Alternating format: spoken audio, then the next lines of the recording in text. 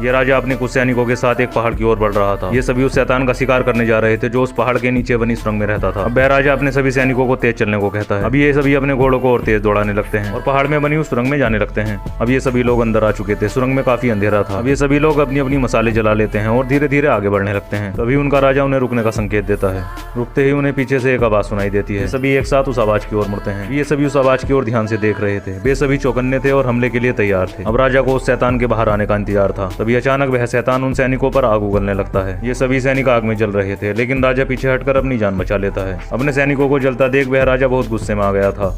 अब वह चिल्लाकर अपने बचे हुए सभी सैनिकों को इकट्ठा करता है और एकजुट होकर उस शैतान पर हमला करने को कहता है। अब वे सभी सैनिक इकट्ठा होकर उसका मुकाबला कर रहे थे, लेकिन वे उस शैतान को अब भी नहीं देख पा रहे थे। अब वो शैतान राजा के सभी सैनिकों को एक एक करके मार रहा था। अब उसके सभी सैनिक मारे जा चुके थे। अब वह राजा रुक जाता है और अपनी तलवार को जमीन में गाड़ देता है। अब वह अपनी जान बचाने के लिए उस शैतान के सामने घुटने टेक देता है। वह शैतान उसके